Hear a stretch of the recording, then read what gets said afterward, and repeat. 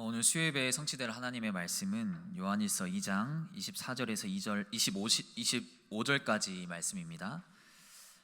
신약성경 요한일서 2장 24절에서 25절까지의 말씀을 제가 봉독해드리도록 하겠습니다. 요한일서 2장 24절에서 25절까지 말씀입니다. 찾으신 줄로 알고 봉독하도록 하겠습니다. 너희는 처음부터 들은 것을 너희 안에 거하게 하라. 처음부터 들은 것이 너희 안에 거하면 너희가 아들과 아버지 안에 거하리라. 그가 우리에게 약속하신 것은 이것이니 곧 영원한 생명이니라. 아멘. 이 시대의 자화상이라는 제목으로 여러분께 말씀 선포하도록 하겠습니다. 먼저 옆 사람과 또 인사 한번 하길 원하는데요. 자리가 수요예배는 멀리 이렇게 떨어져 있기 때문에 앞뒤 좌우 때론 저 건너편에서까지 들릴 수 있도록 인사하면 좋겠습니다. 말씀의 은혜 받으면 다 살아납니다. 내가 약해져 있다는 것은 나도 모르고 있기 때문에 내가 살아나야만 내가 연약해져 있었구나 알게 됩니다. 그래서 오늘 이 시간 말씀의 은혜 받으면서 내가 다시 살아나고 내가 약해져 있었구나 라고 느끼시는 그런 시간이 되면 좋겠습니다. 우리는 오늘 7시 43분 예일교회 본당 시간과 공간의 제약을 받는 피조물입니다. 하지만 창조주 되신 하나님은 인간 인생을 한 발짝 멀리 떨어져서 인간의 인생 전체를 관통하고 또 전 인류를 내다보시면서 역사하시기 때문에 그래서 이 시간 내 생각과 내 감정을 믿지 말고 또 내 고민을 믿지 말고 하나님 말씀을 따라가는 시간 되길 바라고 그래서 이 시간 말씀을 지식으로 받지 말고 믿음으로 또 머리의 이해로 받지 말고 마음으로 받는 그런 시간이 되길 바랍니다. 인간의 IQ는 아무리 높아봐야 140, 150 정도밖에 안 됩니다. 그게 멘사 회원의 가입 정도인데요.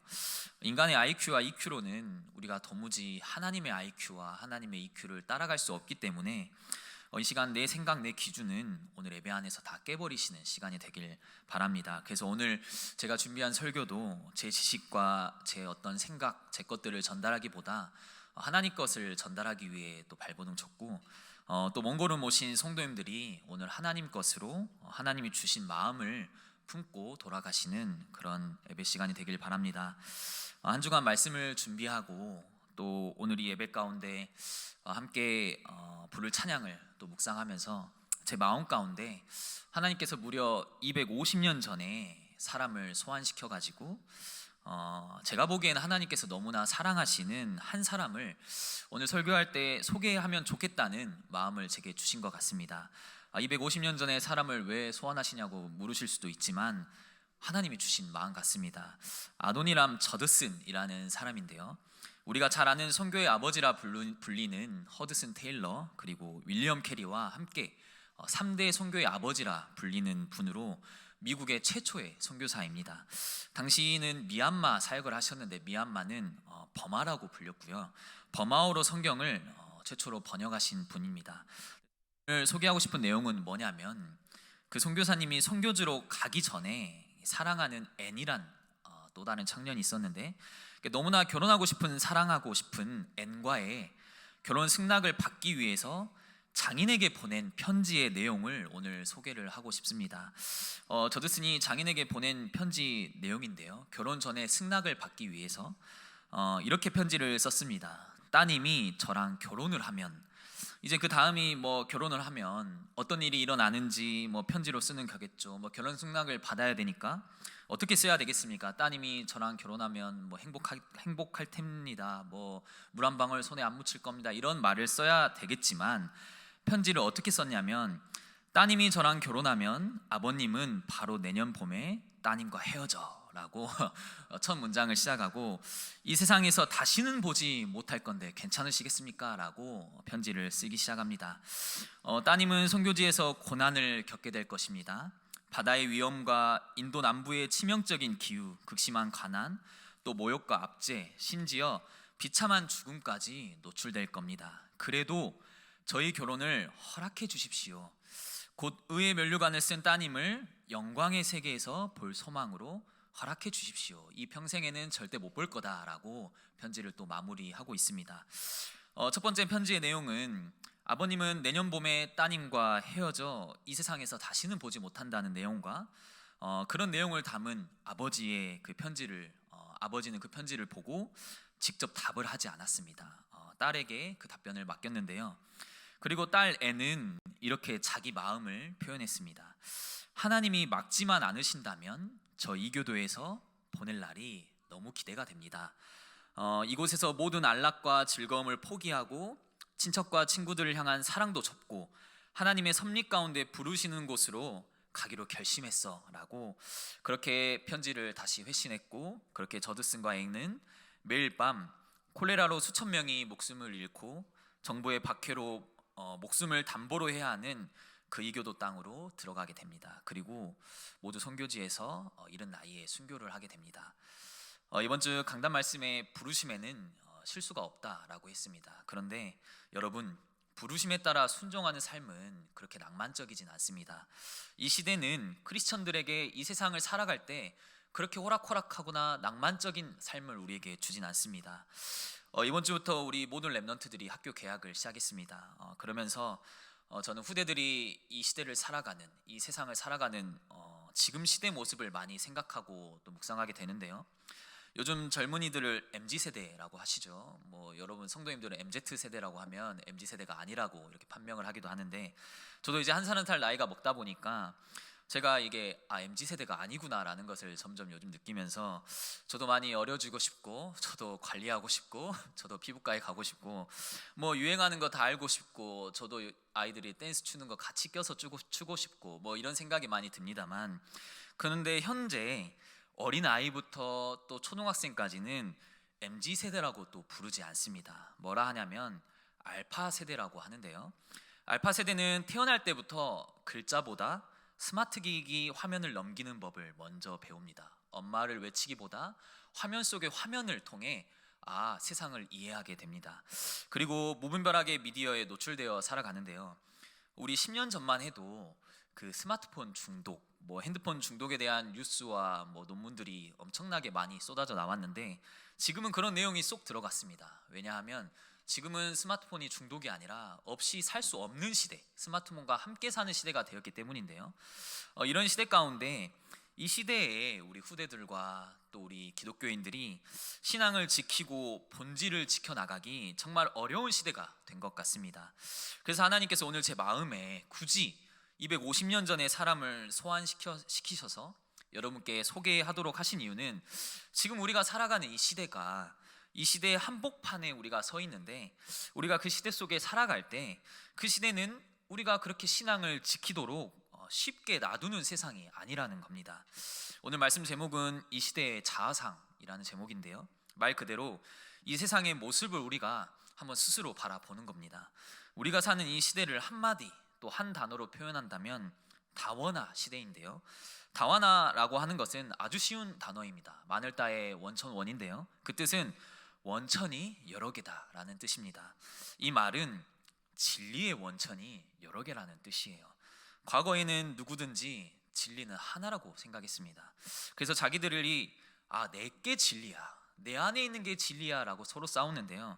그런데 다원화된 이 시대는 진리가 하나만 있는 게 아니고 자기만의 진리가 있다. 그래서 내가 믿는 진리를 타인에게 강요하거나 설득하는 행위는 예의가 아니라고 주장합니다. 그 시대를 바로 포스트 모던이라고 부르는데요. 얼마 전 강단 말씀에서도 포스트 모더니즘에 대해서 우리 목사님께서 풀어주시기도 했는데요. 더 이상 이 교회가 기독교의 진리만 참된 진리라고, 기독교의 진리가 진짜 진리라고 말하지 못하는 시대, 그것은 예의가 아니라고 하는 다원화 시대가 왔습니다. 원래 인류는 신 중심의 문화였습니다. 고대 역사를 보고 또 수천 년의 역사를 보면 인간은 신과 함께 있습니다. 태양신, 달의 신, 비의 신, 사랑의 신, 청둥의 신, 무수히 많은 신들을 만들어가면서 그 신을 숭배하고 절하고 따라왔고요. 한국도 마찬가지로 명나라, 청나라 황제를 숭배했고, 또 조선의 임금을 신으로 여겼고, 농경 사회다 보니까 기우제를 드리면서 해와 달, 비의 신을 숭배하면서 그런 역사적 배경으로 이렇게 흘러왔는데요. 인간은 신과 함께 있습니다. 그래서 이때 사단의 전략은 하나님 한 분만이 유일한 신이 아니야, 그래서 다른 신을 숭배하도록 무수히 많은 신들을 만들어내서 그것들을 절하도록 만들었습니다.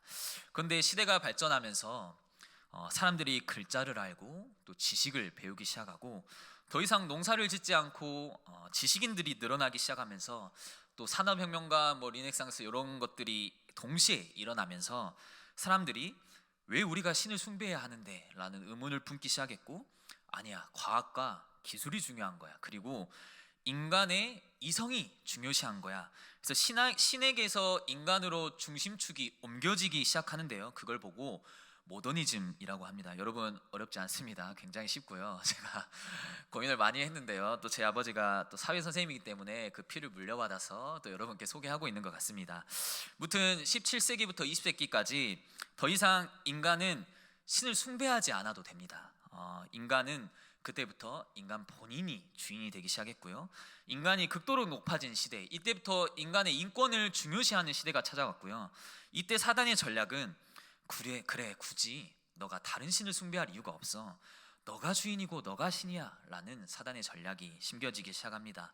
그런데 21세기가 들어서면서부터 포스트 모더니즘, 포스트라는 뜻은 축구 선수 중에 뭐 박지성 선수를 예로 들면요, 박지성 선수 다음에 뭐 축구 유망주들이나 잘하는 선수들이 나오면 우리가 뭐라 부르죠? 포스트 박지성이다, 뭐 포스트 손흥민이다라고 말하는데요.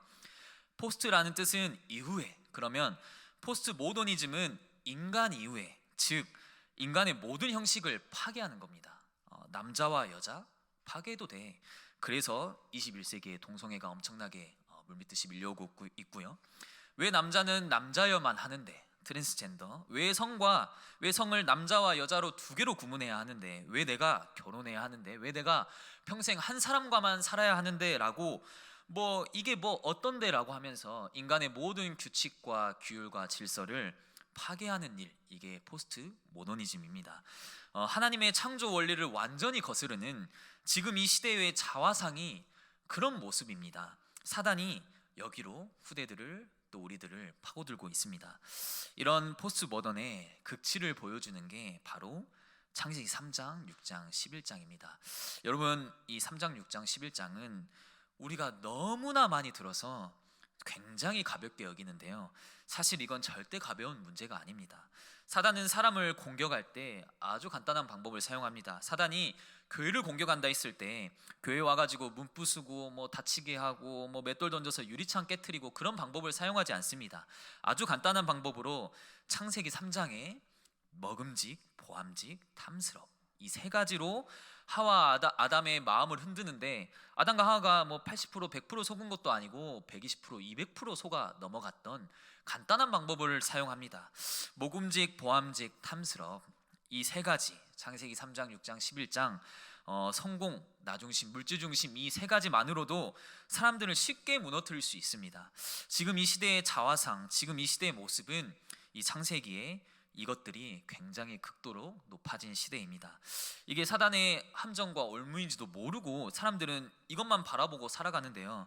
하나님 떠난 모든 인간은 하나님 없이 나중심으로 살려고 하는 욕망이 깊숙이 있을 수밖에 없습니다. 하나님을 떠났기 때문에. 근데 하나님 없이 살아가다 보니까 이 세상을 살면서 필요한 게 뭔가? 난 하나님 없이 살아가는데 내게 뭘 필요하지? 돈이구나. 물질이구나. 그래서 돈을 쫓아 돈이 최고다라는 마음을 항상 갖게 됩니다. 그러면 그 돈을 얻기 위해 뭘 해야 하죠? 성공해야 된다는. 그래서 사람들이 전부 성공의 방향을 맞춰 내 학업도, 뭐 내 자녀도, 내 미래도. 여러분, 솔직히 말씀드리면 내 자녀가 교회 와서 은혜 받는 게 더 중요합니까? 아니면 내 아이가 공부 잘해서 수도권 대학 가는 게 더 중요하다고 생각하십니까? 여러분, 내 자녀가 수련회 가서 정말 하나님을 인격적으로 체험하는 게 더 중요합니까? 아니면 내 자녀가 좋은 회사 들어가서 내 자녀의 이름을 알리는 게 더 중요합니까? 우리가 점점 문명사회가 되어가면서 돈이 중요한 시대가 되어가면서요, 돈이 본질이 퇴색되는 그런 시대가 왔습니다. 진리가 굳이 중요하지 않는 시대, 내 돈 버는데 관련돼 있지 않으면 종교에 대해서는 무관합니다. 내가 하나님 잘 섬겼더니 돈 벌더라, 내가 하나님 잘 생겼더니 성공했더라, 뭐 이런 게 막 일어나야지 사람도 몰리고 부흥도 일어나는 것 같은데, 내가 잘 먹고 잘 사는 일에 하나님과 무관해지면 그러면 안 보이기 시작합니다. 요즘 시대가 그런 시대입니다. 뭐 유튜브의 종교라고도 하죠. 돈 버는 법은 유튜브에 나와 있지 성경에 나와 있는 것 같지는 않거든요. 그래서 교회를 안 나가고 유튜브만 보게 됩니다. 여러분, 그리고 가짜들이 판치는 진짜들이 사라진 놀이터가 되어버린 세상이 교회를 향해 손가락질을 합니다. 근데 왜 손가락질하죠? 사실은 진짜를 기다리고 있는 거예요. 너희가 진짜라면, 교회에 진짜 거기에 사랑이 있다면 내가 갈 텐데, 근데 교회에 가니까 진짜 모습이 안 보이니까, 교회 다닌다는 사람들한테 진짜 것이 안 보이니까, 그 경고와 바람을 마치 비아냥거리듯이 교회를 험담하고 비난하면서 계속하고 있는 그런 상황입니다. 저는요, 2024년 지금 이 시간표에 최근에 이 기후재난들을 볼 때마다 모르겠습니다. 마태복음 24장의 말씀을 정말 많이 깊이 생각해 보는 것 같습니다. 각종 뭐 기근과 지진, 뭐 온도 상승, 뭐 태풍, 뭐 산불 엘니뇨, 화산 폭발, 뭐 수십 가지가 되죠. 24장에 기록된 말씀 그대로 나오는데, 주님 오실 날이 가까워졌나 보구나, 이런 생각을 많이 하게 됩니다. 때와 시기는 모르지만 가까워졌나 보구나. 그러면 반드시 따라오는 게 동성애가 판을 치겠구나. 그러면 반드시 예수 이름이 미움을 받고 예수님 이름이 땅에 떨어지겠구나. 거짓 교사, 거짓 선교사들이 판을 치겠구나. 10명의 처녀가 교회 안에 있는데 하나님 오실 때를 준비하는, 열매 맺는 기름을 준비하는 사람은 10명 중에 5명 뿐이겠구나. 이런 생각들을 많이 하게 됩니다. 그러면 나는 어떻게 살아야 되지? 나는 아이들에게 어떤 걸 전달해야 되는 걸까? 나는 지금 이 시대의 우리 랩런트들과 우리 크리스천들이 어떻게 살아가야 하는 걸까? 우리 3월부터 유치부부터 서밋스쿨, 그리고 우리 뭐 전도학교, 초등신학원, 청소년신학원이 개강을 합니다. 여러분, 우리 자녀들은 누군가가 푸시하지 않으면 스스로 할 수 없는 나이입니다. 그래서 여러분, 부모님들은 자녀들이 신학원 가는 거 절대 가볍게 여겨서는 안 됩니다. 조부모님들은 손자 손녀가 우리 훈련받는 것을 절대 타협하지 않도록 싸워서 이겨내셔야 합니다. 진짜로 이 시대에 아이들이 영적으로 준비되어 있지 않고 훈련받지 않으면 어떻게 될지 모르는 그런 어려운 시기입니다. 크리스천들은 예수님 믿는다고 무시당하고 낮춰지고 조롱당하고, 어떤 영화를 봐도라도 예수 믿는 사람이 높아지는 영화는 없습니다. 어떤 영화를 봐도 예수님 높이는 영화는 없습니다. 크리스천들도 세상 사람들처럼 똑같이 바벨탑 쌓고 한번 성공해보자 발버둥 치고 높은 자리 올라가 보려고 그렇게 인본주의 써가는데, 예수 믿는다면서 똑같이 교회 험담하고, 언제부터 크리스천들이 그랬습니까? 언제부터 우리가 그런 삶을 살았습니까? 여러분, 절대 교회는 함부로 험담해서는 안 됩니다. 교회는 그리스도의 몸이죠. 교회를 욕하면 예수님을 욕먹히게 하는 겁니다. 교회는 이 땅의 천국입니다. 그러면 천국을 욕먹게 하는 겁니다. 여러분, 주의 종들을 함부로 비난해서는 안 됩니다. 주님을 비난하는 일입니다. 우리가 진짜 중요한 본질을 놓치고, 진짜 중요한 게 따로 있는데 우리는 자꾸 다른 것들에 집중하며 살아가게 됩니다. 이번 주 말씀처럼 우리를 구별하여 부르셨는데, 그게 부르심의 공동체가 교회인데, 근데 우리는 부르심을 받았는데도 자꾸 세상 사람들처럼 똑같이 살아가려고 하는 그런 모습들. 지난주에 전남로에 그 렘트 수련회가 있었습니다. 저도 이제 교육 파트를 맡고 있어서 스텝으로 이렇게 수련회를 같이 참석을 했습니다. 근데 저희 교회에서는 청소년들이 주로 참석을 했고, 제가 초등부를 맡고 있는데 초등학생 5학년 한 친구만, 초등부에서 유일하게 한 친구만 참석을 했는데요. 근데 혼자다 보니까 얼마나 많이 외롭겠습니까? 다 형 누나들이고 뭐 고등학생, 중학생들이고, 수련회는 또 어린이 설교를 안 해주죠. 또 수련회 주제가 갑자기 다락방 역사가 시작되니까 1876년에 나오니까 이 친구가 막 몸을 꼬기 시작하고 계속 집중을 못 하는 거예요. 근데 계속 저한테 집에 가고 싶다, 밖에 나가고 싶다, 이런 말들을 자주 했는데, 근데 제가 같이 일하던 전도사님들이 어느 순간 갑자기 학교에 올라가기 시작하고, 저 혼자 이제 남다 보니까 뭐 진행이며 광고며 모든 일을 제가 신경 쓰기 시작하면서, 일이 몰리기 시작하면서 그 친구를 제가 놓쳐버린 거예요. 마음속에 저 영혼이 은혜 받는 거에 제가 관심이 없는 거예요. 일하느라 저 친구가 여기 왜 왔는지 관심이 없어져 버린 거예요. 일한다고, 또 광고 정리한다고. 근데 마지막 날 밤이었습니다. 찬양하는데 역시나 고개를 푹 숙이고 있는 거예요. 혼자 엎드려 가지고. 근데 그 모습이 갑자기 제 눈에 밟혔습니다. 그러다가 광고를 준비하다가 그냥 노트북 던져버리고 그 친구한테 달려가서, 내가 미안해. 내가 일하느라 널 놓쳤어. 내가 일하느라 널 보지 못했어. 정말 미안한데 내가 진행 챙기느라, 광고 챙기느라 내가 널 신경 못 썼어. 그래서 얼마나 함께 울면서 기도했는지 모릅니다. 여러분, 우리 렘트 사역을 왜 합니까? 우리는 왜 후대 사역합니까? 뭐 프로그램 돌리는 거요? 뭐 시간표요? 일 잘하는 거요? 아니요. 진짜 중요한 건 따로 있지 않습니까? 이 한 영혼이 하나님 만나도록 우리가 렘트 사역하지 않습니까? 이 한 영혼이 예수님 만나기 위해 이 그리스도를 인격적으로 모시기 위해 우리가 수련회도 만들고 주일 예배도 드리는 건데, 우리는 주일 예배 그 순서 지킨다고, 우리는 수련회 진행하는 거 광고 내용 정리한다고 한 영혼을 돌아보지 않습니다. 우리는 자꾸 중요한 것이 아닌 다른 것에, 본질이 아닌 내 자녀 성공에, 내 자녀 성적이 더 잘 나오면 기분 좋고, 내 자녀가 예배 빠지는 것보다 학원 빠지는 거에 더 예민하고, 우리는 중요한 걸 놓치고 자꾸 다른 걸 보고 있습니다.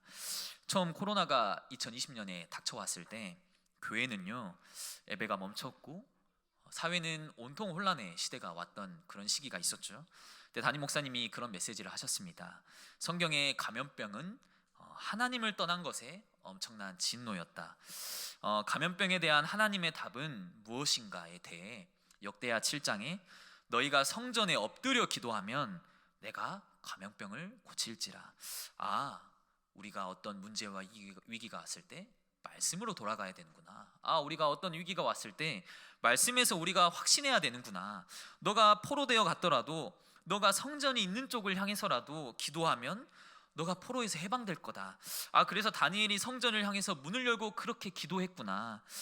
우리가 그렇게 말씀을 붙잡고 아이들이 교회를 사모하게 만들자. 그래서 우리가 40주년 교회 작품도 만들기 시작했고, 아이들이 다시 말씀으로 채워지게 만들자. 문제가 오면 말씀으로 돌아가자라고 하면서 우리가 정말 교회를 돌아보고 깨진 유리창을 메꾸기 시작하고 예배를 다시 회복하고 또 기도를 회복하고 그렇게 돌아보지 않았습니까? 마찬가지로 이 시대에 포스트 모더니즘에 대한, 그런 시대에 대한 답도 저는 성경 안에 분명히 들어있다고 생각합니다. 우리가 코로나 문제 왔을 때도 성경에서 풀어냈듯이 지금 이 시대의 자화상, 어떤 것도 우리가 크리스천들에게 호락호락하게 복음의 진리를 말하지 못하도록 하는 시대에 진짜 정답이 무엇인지 저는 성경에서 확인하고 또 여러분께 전달하려고 합니다.